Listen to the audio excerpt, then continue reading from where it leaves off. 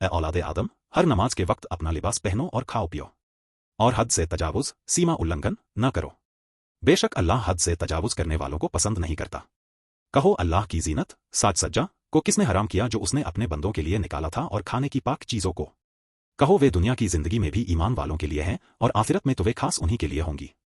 इसी तरह हम अपनी आयतें खोलकर बयान करते हैं उन लोगों के लिए जो जानना चाहें। कहो मेरे रब ने तो बस फोहश, अश्लील बातों को हराम ठहराया है, वे खुली हों या छुपी, और गुनाह को और नाहर की ज्यादती को, और इस बात को कि तुम अल्लाह के साथ किसी को शरीक करो जिसकी उसने कोई दलील नहीं उतारी, और यह कि तुम अल्लाह के जिम्मे ऐसी बात लगाओ जिसका तुम इल्म नहीं रखते। अब इसको तफसीर में समझते हैं। अरब के कुछ कबीले नंगे होकर काबे का तवाफ करते थे और उसे बड़ी कुर्बत का जरिया समझते थे। इसी तरह जाहिलियत के ज़माने में कुछ लोग ऐसा करते कि जब वे हज के लिए निकलते तो कुछ मुतय्यन चीज़ें मसलन बकरी का दूध या गोश्त इस्तेमाल करना छोड़ देते और यह ख्याल करते कि वे परहेजगारी का कोई बड़ा अमल कर रहे हैं। यह गुमराही की वह किस्म है जिसमें हर ज़माने के लोग मुब्तला रहे हैं। ऐसे अफराद अपनी हकीकी और मुस्तफिल जिंदगी में दीन के तकाज़ों को शामिल नहीं करते।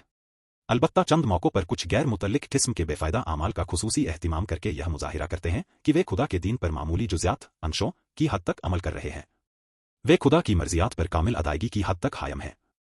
इंसान के बारे में अल्लाह की असल मर्जी तो यह है कि आदमी इसराफ, हद से बढ़ने से बचे, वह खुदा की मुकर्रर की हुई हदों से तजावुज न करे, वह हलाल को हराम न करे और खुदा की हराम की हुई चीज़ों को अपने लिए हलाल न समझ ले, वह फोहश कामों से अपने को दूर रखे, वह उन बुराइयों से बचे जिनका बुरा होना अक्लेआम से साबित होता है, वह बहावत की रविश को छोड़ दे।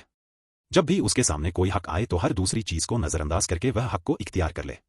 वह शिर्क से अपने आप को पूरी तरह पाक करे, अल्लाह के सिवा किसी से वह बरतर ताल्लुक कायम न करे जो सिर्फ एक खुदा का हड़ है। वह ऐसा न करे कि अपनी पसंद का एक तरीका इख्तियार करे और उसे बिना दलील खुदा की तरफ मंसूब कर दे, अपने जाती दीन को खुदा का दीन कहने लगे। वह पूरी तरह खुदा का बंदा बनकर रहे, ऐसी कोई रविश इख्तियार न करे जो बंदा होने के एतबार से उसके लिए दुरुस्त न हो। आखिरत में किसी को जो नेमतें मिलेंगी वे बतौर इनाम मिलेंगी, इसलिए वे सिर्फ उन खुदा के बंदों के लिए होंगी जिनके लिए खुदा जन्नत में दाखिले का फैसला करेगा। मगर दुनिया में किसी को जो नेमतें मिलती हैं वह महदूद मुद्दत के लिए बतौर आजमाइश मिलती हैं, इसलिए यहाँ की नेमतों में हर एक को उसके इम्तिहान के पर्चे के बगद्र हिस्सा मिल जाता है। इस इम्तिहान में पूरा उतरने का तरीका यह नहीं है कि आदमी खुद इम्तिहान के सामान से दूरी इख्तियार कर ले, बल्कि सही तरीका यह है कि उन्हें मुकर्रर की हुई हदों के मुताबिक इस्तेमाल करे। वह उनके मिलने पर शुक्र का जवाब पेश करे, न कि बेनियाजी और ढिठाई का।